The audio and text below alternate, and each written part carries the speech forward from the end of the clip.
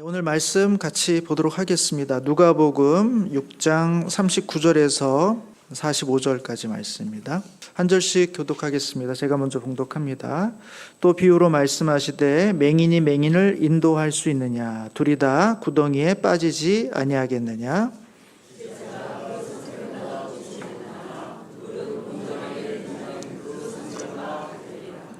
어찌하여 형제의 눈 속에 있는 티는 보고 내 눈 속에 있는 들보는 깨닫지 못하느냐?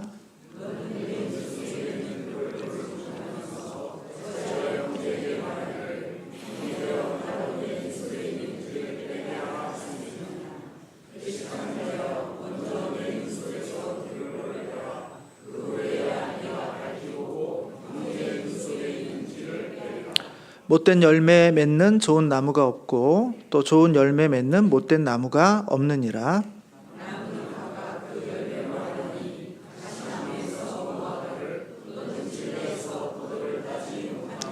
같이 읽습니다. 선한 사람은 마음에 쌓은 선에서 선을 내고 악한 자는 그 쌓은 악에서 악을 내나니 이는 마음에 가득한 것을 입으로 말함이니라. 아멘.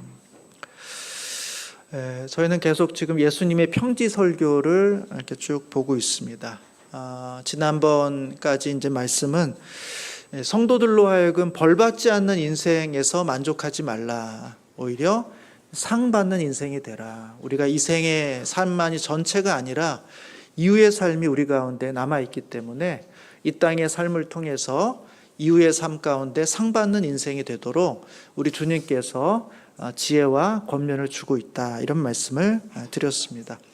오늘은 그 이야기가 이제 개인을 조금 넘어서 우리 공동체, 하나님의 열매를 맺는, 좋은 열매를 맺는 공동체가 되려고 할 때 중요한 요소가 있는데 그것은 바로 지도자다라는 이야기를 이제 하고 있습니다. 그래서 그런 지도자, 어떤 지도자, 왜 지도자가 중요한지 또 어떤 지도자가 되어야 되는지를 오늘 본문을 통해서 우리가 좀 살펴보기를 원합니다.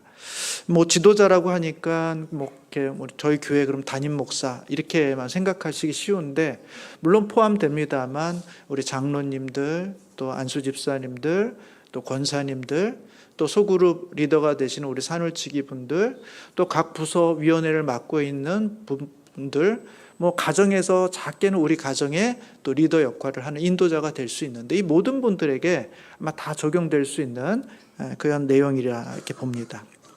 첫 번째 오늘 본문에서 우리 가운데 주고 있는 말씀은 지도자가 매우 중요하다 이 얘기를 하고 있습니다. 여러분 39절 말씀 보십시오. 같이 한번 읽겠습니다. 시작. 또 비유로 말씀하시되 맹인이 맹인을 인도할 수 있느냐?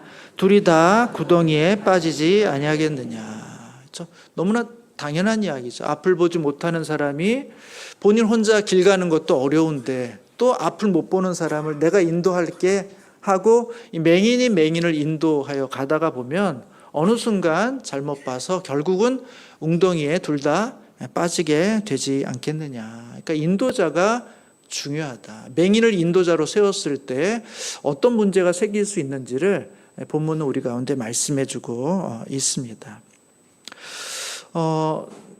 제가 이제 장교로 훈련받을 때 장교가 되기 위해서 훈련받는 과정 중에 여러 가지 과목이 있는데 그 중에 하나가 독도법이 있습니다.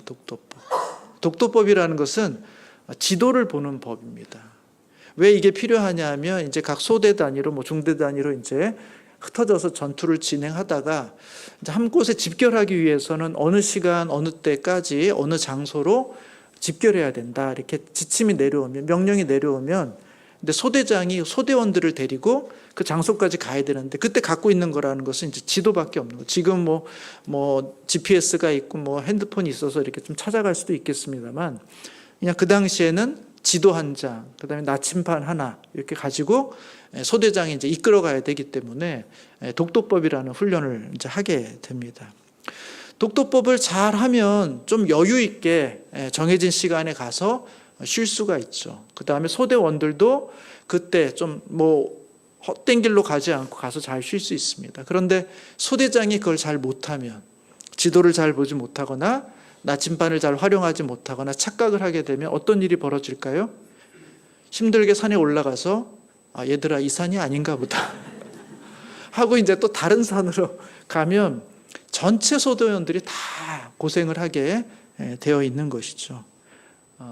실제로 눈이 멀기 때문에 맹인이 아닙니다. 자기 앞을 정확하게 분별하지 못할 때, 내가 해야 될 일을 온전히 분별하지 못할 때 이 소대장은 맹인의 역할처럼 할 수밖에 없다라는 것입니다. 우리가 분별력을 상실해 버렸을 때, 근데 그 사람이 지도자가 되었을 때는 그 뒤를 따르는 사람들에게 맹인이 맹인을 인도하는 격이 될 수 있다는 것입니다. 더 나아가서 편견에 사로잡힌 사람들도 있죠. 여러 가지 것 중에 있는데 그 중에 한 부분이 마치 전체인 것처럼 편견에 사로잡힌 사람이 우리의 지도자가 되었을 때는 그릇된 판단, 또 그릇된 편견에 사로잡힐 수가 있게 된다는 것입니다. 그래서 공동체에 있어서 가장 중요한 것은 지도자가 어떤 지도자냐, 이것이 매우 중요하다는 것이죠. 오늘 본문에도 보면 그 지도의 어떤 자격을 이야기할 수 있는데요. 40절에 보시면 같이 한번 또 읽어보도록 하겠습니다. 시작. 제자가 그 선생보다 높지 못하나 무릇 온전하게 된 자는 그 선생과 같으리라. 여러분, 제자가 선생보다 높지 못하죠. 그래서 제자가 된 거 아니겠습니까? 그 선생을 만난 이유는 내가 선생님처럼 되기 위해서 나보다 높은 사람을 나의 선생으로 선택하게 되는 거죠. 열심히 하면 어디까지 올라갑니까?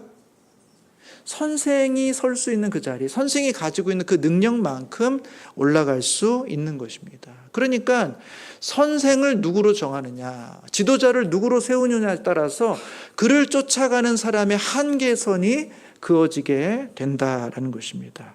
무릇 그 제자가 온전하게 된 자는 그 선생과 같은 수준, 거기까지만 우리가 자라고 성장할 수 있다, 이렇게 말씀해 주고 있는 것이죠. 그러니까 당연히 우리가 선생을 정할 때, 우리 지도자를 세울 때는 월등히 높은 사람, 우리가 추구할 때 저 정도까지 가야 되겠다라고 생각되는 그 실력을 갖고 있는 사람을 우리의 지도자로 세워야 되는 것은 너무나 당연한 것입니다. 지도자의 자격에는 여러 가지 있을 수 있겠지만 아마 학식이 필요하겠죠. 어느 정도의 지적인 능력이 있는 사람이 있어야 될 것이고, 또 한 가지는 리더십이 있어야 되겠죠. 대학교 교수님이라고 해서 모든 리더십이 다 있는 건 아니지 않습니까? 회사를 운영하고 어떤 사람들을 이끌어가고 사람들에게 때로는 밀어붙이면서 때로는 완급을 조절해 줄 수 있는 어떤 리더십을 갖고 있는 사람, 그 능력이 있다면 더욱 좋겠죠. 그리고 또 하나의 능력이 있다면 그것은 인격이라는 생각이 듭니다. 여러분, 학식도 중요하고 리더십도 중요하고 인격도 중요합니다. 이 모든 걸 다 갖춘 사람을 리더로 세우면 가장 좋겠죠. 문제는 그런 사람이 거의 없다는 것입니다.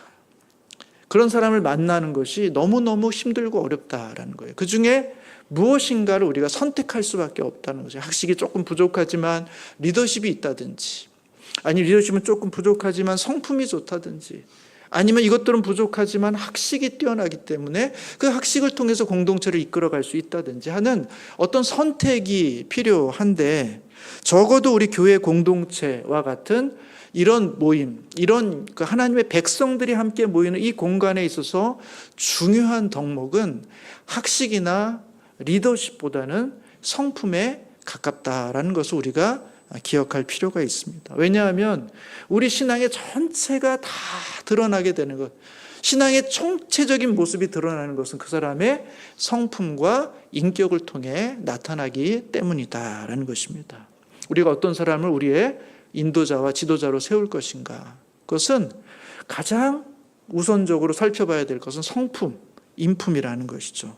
더 나아가서 신앙 공동체에 있어서 그 사람이 우리의 인도자가 되기 위해서 검증해야 될 것은 그 사람이 정말 신앙이 건강한 사람인가, 그걸 잘 살펴보셔야 돼요.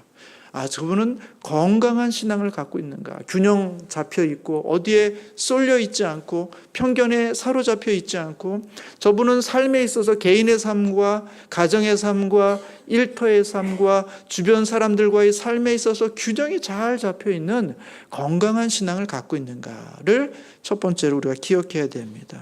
또 하나는 흔들리지 않는 믿음을 소유한 사람인가. 신앙 공동체에 있어서 가장 중요한 게 뭐예요? 그 사람의 신앙입니다.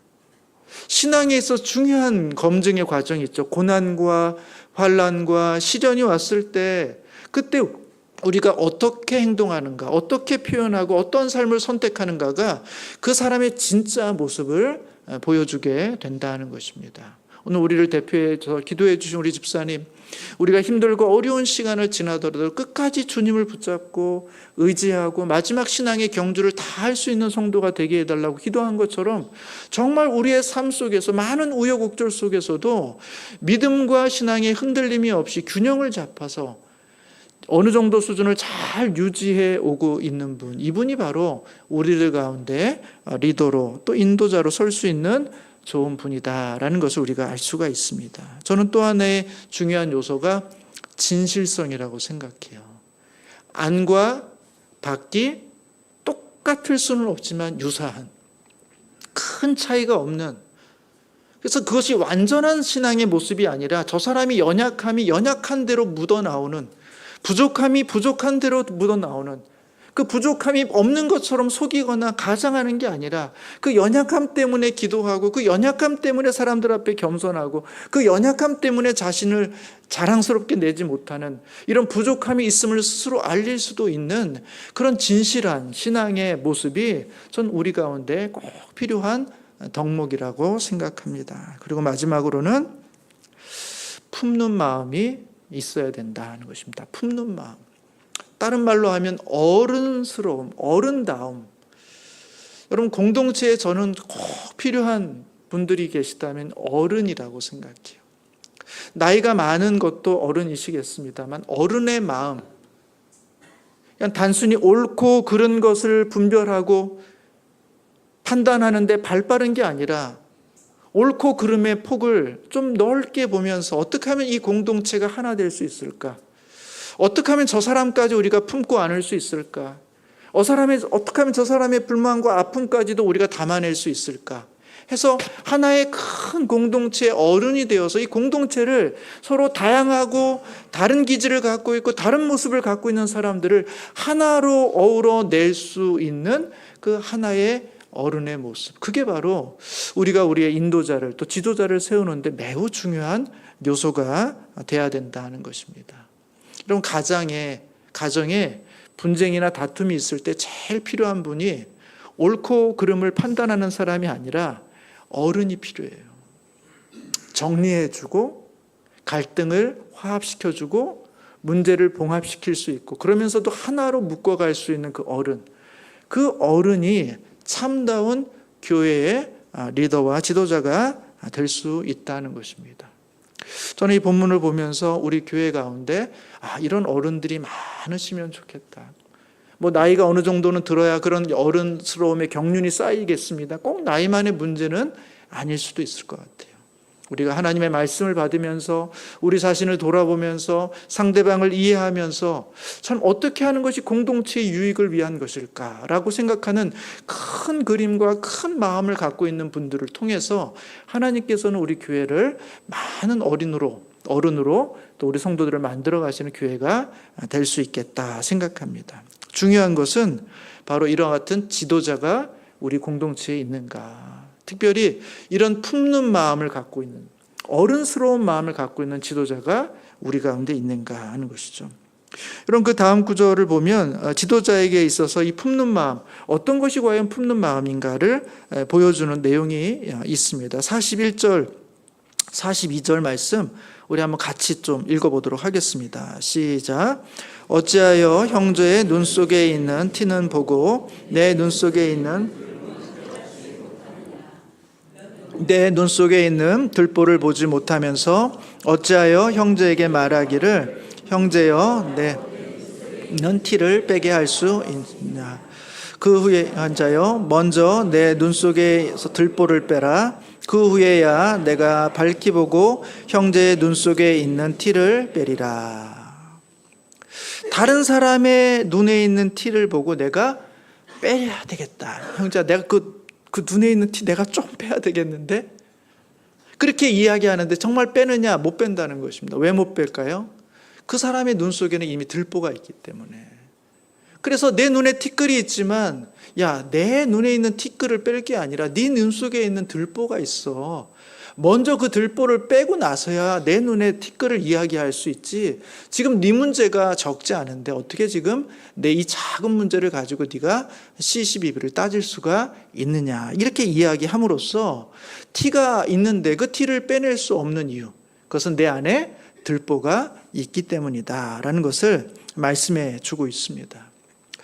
좀 이렇게 지나시다 보면 사람들의 어떤 성향이 좀 있게 되는데 다른 사람의 어떤 잘못, 다른 사람의 어떤 티 이런 게 잘 보이시는 분들이 있어요.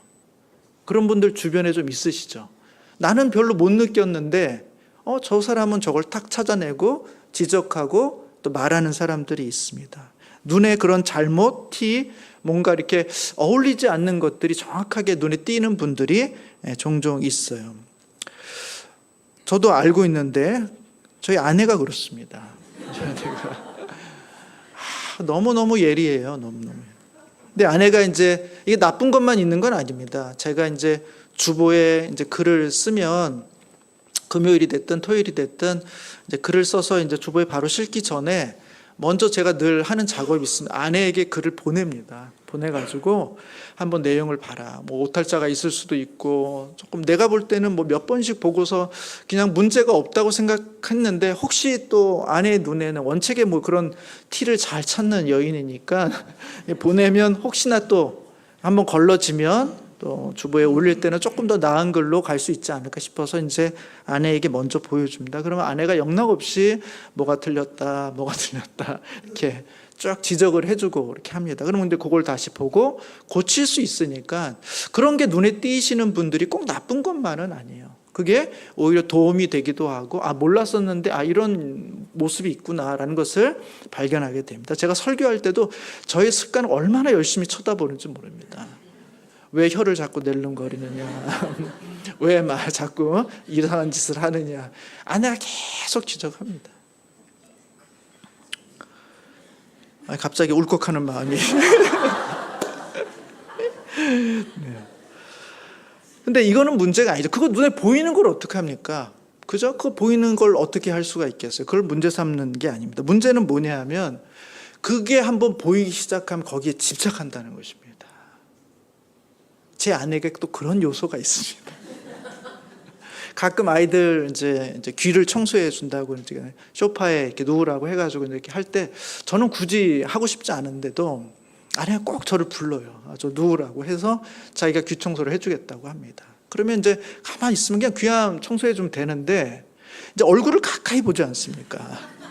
얼굴을 가까이 보니까 전에 저도 뭐 신경도 안 쓰이고 있는지도 잘 모르는데 무슨 약간의 무슨 뽀로지 같은 게 있든지 뭐가 여드름이 아니라 뭔가 이렇게 나면 그게 그렇게 눈에 거슬리나 봐요. 저는 아무 상관이 없거든요. 근데 자꾸 그거를 이제 만지작 하면서 이거 내가 짜줄까? 저는 그게 싫거든요. 납두라고 괜히 만들지 말고 납두라고. 근데 아내는 그게 일단 한번 보이는 순간 그 문제를 해결하지 않고는 이게 이제 풀리지가 않는 겁니다. 작은 것. 일단 한번 티가 보이면 그 티에 집착하게 되어 있습니다. 여러분 생각해 보세요. 지도자들, 인도자가 되는 사람들의 입장에서 보면 사람들의 티, 사람들의 작은 실수, 잘못 이런 게 눈에 잘 들어옵니다. 왜냐하면 경험도 많고 오랫동안 사람들을 봤기 때문에 이것이 좀 다른데 뭔가 이상한데 하면서 그것들이 눈에 띄기 시작하고 그것이 하나의 흠처럼 티처럼 뭔가 잘못된 것인 것처럼 이렇게 눈에 들어올 수가 있어요. 그거는 뭐 문제가 아니죠. 그건 어쩔 수가 없기도 하고 그것도 사람마다 다 다른 문제입니다. 문제는 뭐냐 하면 그 사람의 티에 집중하기 시작할 때 저 문제를 내가 해결해 줘야 되는데 저거 내가 반드시 짜야 되는데 저 문제를 해결해 줘야 저 사람한테 더 좋을 것 같은데 라고 생각하기 시작하면서부터는 그 사람 전체의 작은 일부의 티가 아니라 그 사람 전체가 하나의 티로 보이기 시작한다는 거예요. 해결해야 될 문제를 갖고 있는 사람, 그 문제를 해결하지 않으면 내가 편하지가 않아요. 그래서 오늘 본문에도 뭐라 그럽니까? 형제여, 나로 내 눈 속에 있는 티를 빼게 하라. 실제로 그 사람은 그 티 때문에 불편하지 않을 수도 있어요. 그냥 뭐 잠깐 간지럽다 그냥 넘어갈 수도 있고 문제가 안 될 수도 있는데도 내가 볼 때 보이는 거기 때문에 그 문제를 내가 해결해 주지 않으면 안 되겠다 하는 그런 마음이, 그것을 계속해서 보는 순간 그 사람 전체가 티가 점점, 약점이, 그 사람의 흠이 점점 크게 보이고 그 문제로밖에는 그 사람이 보이지 않는 시점까지 가게 된다는 것입니다. 그래서 반드시 기필코 얘기하고 말죠. 그 문제를 지적하고 그 문제를 해결하는 방법까지 얘기를 해주게 됩니다. 그럼 어떻게 문제가 해결되나요? 해결이 안 된다는 것입니다. 그것을 잘 받아들여서 해결이 되면 좋은데 이 사람의 반응은 뭐예요? 아니라는 거예요. 당신 눈에 있는 들보부터 빼라는 것입니다. 그리고 나서야 내 티에 대한 이야기를 하라는 것입니다. 그러니까 서로 마음만 상하고 갈등만 생기고 오히려 서로 이 사람의 티도 빼지 못하고 내 눈에 있는 들보도 빼지 못하는, 서로 갈등하고 마음 상하는 그런 관계로 형성될 수가 있다라는 것입니다. 여러분, 우리가 꼰대라는 말 있지 않습니까? 꼰대. 제가 가만히 생각해 보니까 이 어른이 이제 딱 문제를 보고 그 문제를 어떻게 처리하느냐에 따라서 꼰대라고 불림을 받을 수도 있고, 그렇지 않은 어른으로 불림을 받을 수 있는 거예요. 어떤 사람은 왜 꼰대가 되고 어떤 사람은 왜 어른이 될까? 문제가 보이면 계속 그 문제만 신경 쓰입니다. 그러니까 문제를 저거 해결해야 돼. 저거 문제야. 그래서 문제를 해결하기 위한 방식으로만 접근하면 오늘날로 하면, 요즘 말로 하면 꼰대가 되기 쉬운 거예요. 그냥 너나 잘 하세요. 저 이거 큰 문제 없거든요. 내 스타일이거든요. 저는 그냥 이런 사람이거든요. 잘 알지도 못하면서 그렇게 될 수 있는 것이죠. 그러나 꼰대가 아니라 어른이 되는 과정은 뭐냐 하면 그 문제가 보이면 왜 저 사람에게 저런 문제가 있을까? 그냥 저 사람의 성향일까? 아니면 저 사람이 어떤 기질적 문제일까? 아니면 저 사람이 뭔가 잘못 생각하고 있는 것일까?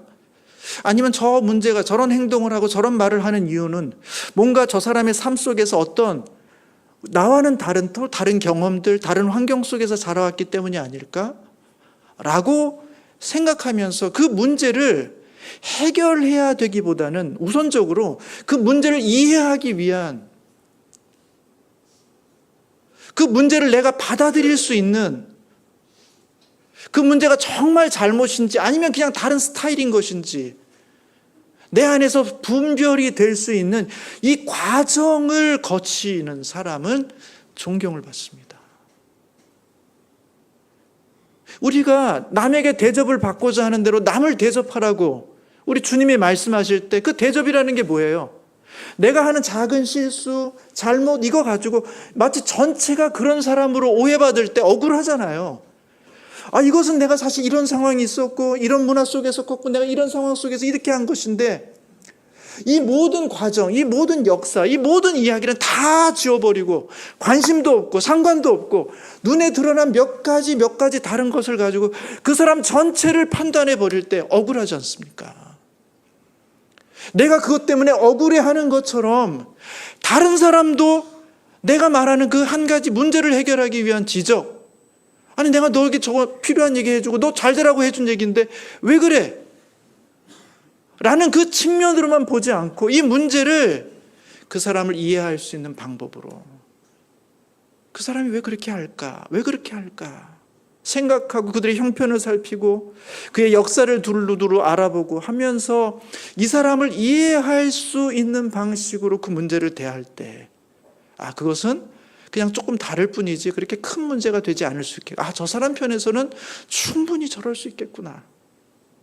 이런 모든 것들을 다 고려했는데도 저렇게 하는 것은 큰 문제가 되겠구나 라고 생각될 때 조심스럽게 내가 이런 정황들을 봤을 때 이렇게 있는데 이것까지는 아닌 것 같다라고 말하는 사람을, 내 모든 형편이 다 고려되어지는 전반적으로 고려되어지고 하시는 그 권면에 대해서 우리는 이분은 어른이다. 이분은 정말 나를 생각하는 분이다. 자기 눈에 거슬려서 문제를 푸는 사람이 아니라 나를 위해서 문제를 풀어가도록 도와주는 분이구나 라는 인식을 갖게 될 때, 그때 비로소 우리가 꼰대가 되느냐 아니면 어른으로서 존재하게 되는가 하는 것들이 결정되게 된다는 것입니다. 여러분, 성숙한 지도자는 타인의 약점과 티에 집중하지 않습니다. 이 말씀은 약점과 티를 눈감아 주라는 말씀이 아니에요. 그것을 이해하고 받아들이는데 조금 더 많은 시간, 많은 정성을 좀 들이라는 것입니다. 왜냐하면 우리가 보여주고 있는 그것은 단순히 겉으로 드러난 것뿐만 아니라 그 이면에는 깊은 어떤 사연, 깊은 어떤 이야기, 어떤 상황들이 함께 공존되어 있는 것이었기 때문에 그것까지를 함께 볼 수 있는 그런 안목을 가지라. 그것이 바로 좋은 어른이 되는 방법이다라는 것을 성경은 우리 가운데 말씀해 주고 있는 것입니다. 제가 이 말씀을 쭉 묵상하다가 어제 저녁, 이제 제가 토요일 날 저녁에는 설교 정리를 하고 동네 한 바퀴를 쭉 돕니다. 한 30-40분 정도를 이렇게 쭉 걸으면서 도는데, 이제 오늘 나눌 이 본문의 말씀, 이 내용을 쭉 정리하고 생각하면서 이렇게 가다가 문득 그런 생각이 들었어요. 우리 예수님의 품은 얼마나 넓으신가. 우리 예수님은 얼마나 많은 사람들을 그 안에 담으시는가. 여러분, 예수님의 눈이 그 사람의 티나 흠을 못 보셨겠습니까? 그분의 눈에 띄지 않겠습니까? 그 속에 있는 것들이 보이지 않겠습니까?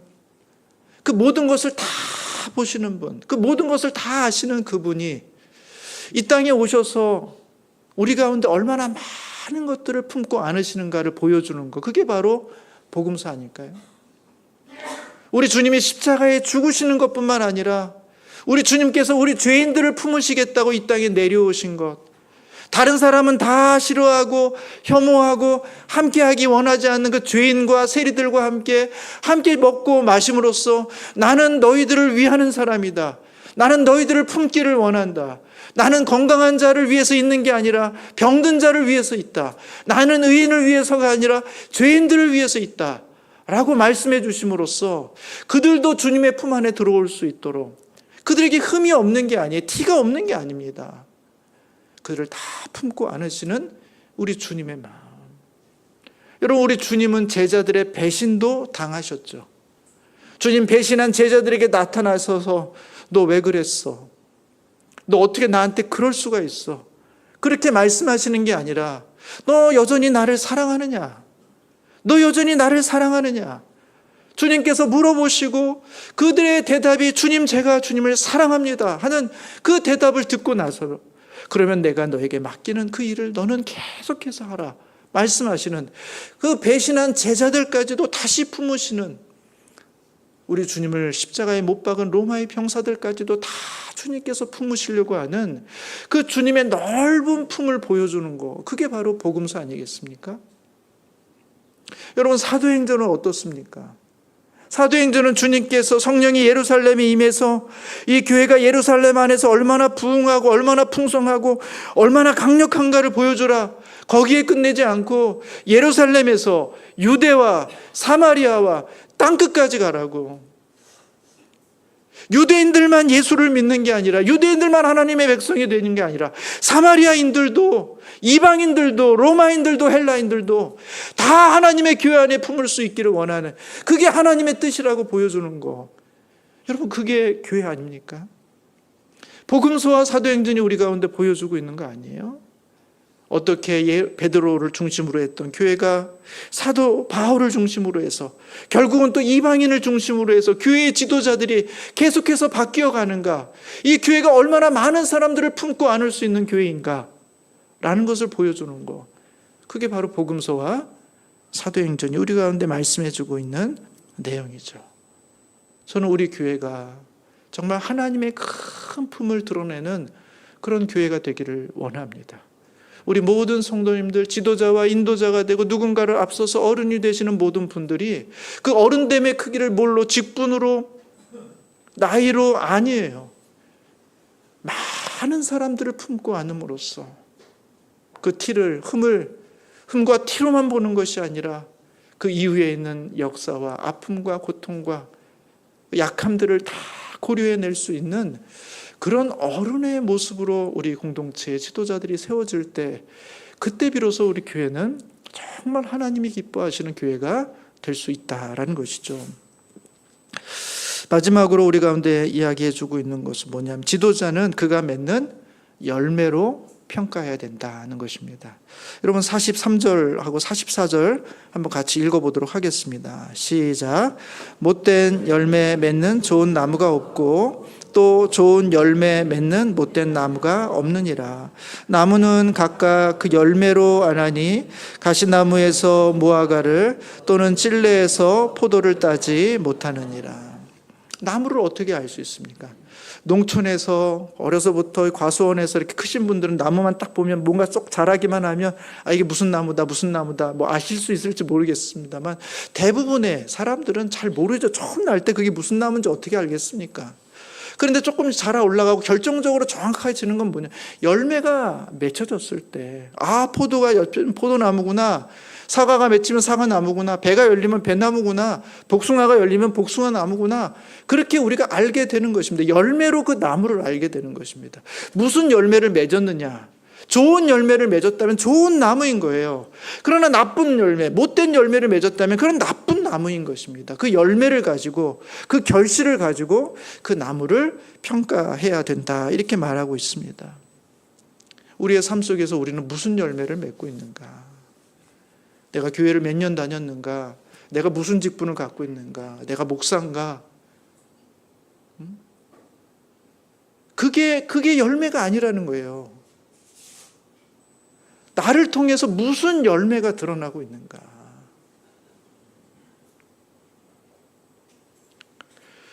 성경은 너무나 분명히 말하죠. 어떤 열매를 맺어야 되는가? 사랑과 희락과 화평과 오래 참음과 자비와 양성과 충성과 온유의 열매, 성령의 열매, 성품의 열매, 주님의 성령이 우리 안에 충만히 임했을 때 정말 성도들만이 맺을 수 있는 그런 아름다운 열매를 맺으라고 우리 가운데 말씀하고 있어요. 몇 명을 전도했느냐, 얼마나 큰 교회를 했느냐, 무슨 대단한 헌금을 했느냐, 그게 열매가 아니에요. 우리가 어떤 사람인가, 어떤 성품을 갖고 있는가, 하나님은 그 열매를 보는 것입니다. 그리고 그 열매로 그 나무의 좋고 나쁨을 우리 주님은 판단하신다, 이렇게 말하고 있는 것입니다. 여러분, 우리 교회는 어떤 열매를 맺고 있을까요?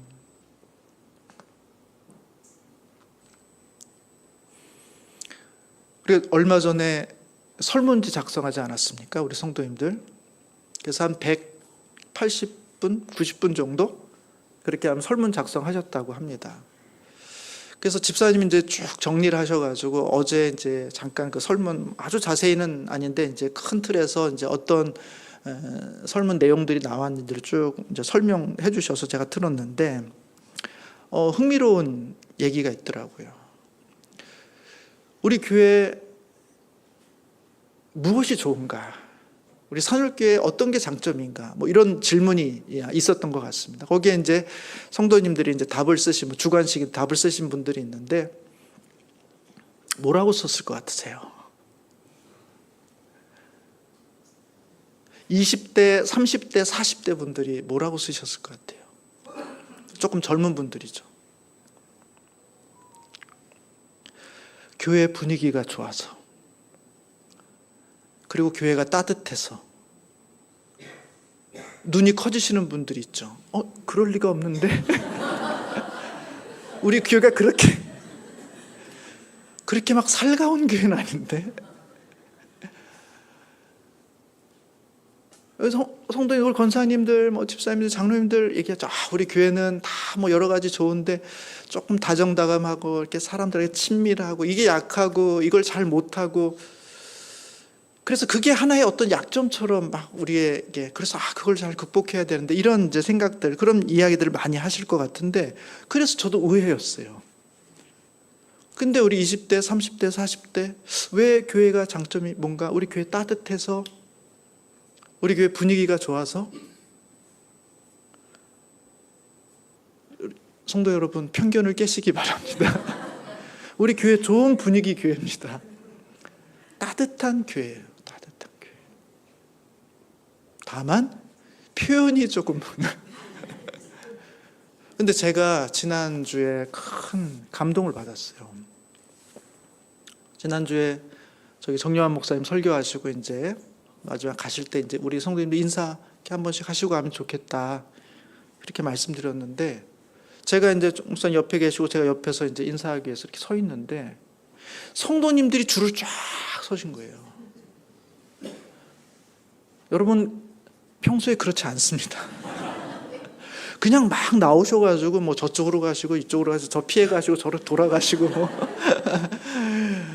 뭐 저쪽에 가셔서 오시지도 않고 이렇게 하시는 분 많습니다. 여전히 남아 계신 분도 계시고. 근데 그날 제가 이렇게 옆에 있는데 성도님들이 쫙 서신 거예요. 뭐 급해서 이제 가시는 분들도 몇 분 계셨지만 대부분의 성도님이 줄 서서. 왜요? 마지막 가시기 전에 인사하고 손이라도 한번 잡고. 근데 제가 그 장면을 보는데 마음에 너무 막 짠한, 야, 우리 성도님들 참 정이 많으신 분이구나. 다만 그 정을 표현할 방식이 조금 다를 뿐이지 참 속 정이 참 깊으신 분이구나. 오랜 시간 나중에 성가대 끝나고 나오셔서 성가대 분들도 뒤에 서셔가지고 다 일일이 다 인사하시고 가시는 모습을 보면서 제 마음속에 참 감동이 있었습니다. 아마 당분간 오랫동안 그 장면은 제가 잊혀지지 않을 것 같아요. 우리 교회 성도님들은 따뜻한 분이시다. 깊이 그냥 잠깐 뭐 이렇게 밝게 좋아하고 마는 게 아니라 깊이 사랑하시고 오랫동안 마음에 두시고 마음으로 그것을 잘 담아두시는 그런 분들이다라는 생각들을 해보게 됐습니다. 여러분, 우리 교회 분위기 좋은 교회입니다. 그리고 따뜻한 교회입니다.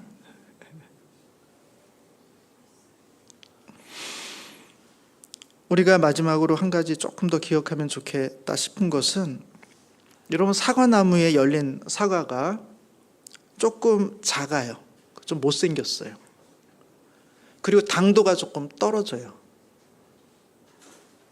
여러분, 이거 무슨 나무입니까? 그래도 사과나무예요. 가시나무도 아니고 찔레도 아닙니다. 쓸데없는 나무 아니에요. 사과나무입니다. 조금 크기가 작아서 당도가 조금 떨어져서 조금 아쉽고 안타까운 마음이 있지만 비판하고 정지하고 왜 그것밖에 되지 못했냐라고 책망하지 마시고, 진짜 어른이라면 어떻게 하면 이 사과가 조금 더 커질 수 있을까? 어떻게 하면 이 사과의 당도를 조금 더 높여줄 수 있을까? 어떤 환경을 만들어주면, 어떤 조건을 더하여주면 이 사과가 더욱더 풍성하고 아름다운 사과가 될 수 있을까 하는 마음으로 우리의 마음이 모아져야지, 왜 사과가 그것밖에 안 되냐? 왜 사과의 당도가 그것밖에 안 되냐? 농사를 어떻게 한 거냐? 그렇게 해서 티와 흠을 잡기 시작하면, 그러면 그 맺혀지던 사과조차도 더욱더 힘을 잃게 된다는 것입니다. 여러분, 오늘 45절에 보면 이렇게 되어 있죠. 선한 사람은 마음에 쌓은 선에서 선을 내고 악한 자는 그 쌓은 악에서 악을 내나니 이는 마음에 가득한 것을 입으로 말함이니라. 마음에 가득한 것이 나오게 되어 있어요.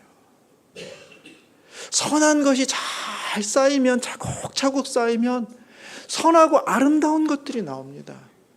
그러나 악한 것이 차곡차곡 쌓으면 악한 것이 나올 수밖에 없어요. 저는 우리 모든 성도님들이 정말 어른의 신앙을 가지고 우리의 눈에 부족함도 보이고 흠도 보이고 저거 왜 안 고치지? 저거 조금 하면 될 것 같은데 하는 그런 아쉬움과 미련이 있지만 그것을 질책하고 책망하고 지적하는 방식이 아니라 왜 그럴 수밖에 없는 것일까 하는 형편을 살피고 어떤 조건을 만들어주면, 어떤 상황을 만들어주면, 어떤 환경을 만들어주면 이 마음으로 그들 가운데 사랑을, 격려를, 위로를, 소망을 계속해서 심어주면 거기로부터 아름답고 풍성한 튼튼하고 당도 높은 사과의 열매를 얻을 수 있다는 거예요. 저는 우리 산울교회가 그와 같은 열매로 또 그 열매를 맺기 위해서 그와 같은 사랑을 많이 심어주시고 공급해 주시는 우리 성도님들로 가득한 교회 되기를 주님의 이름으로 축복합니다. 기도하겠습니다.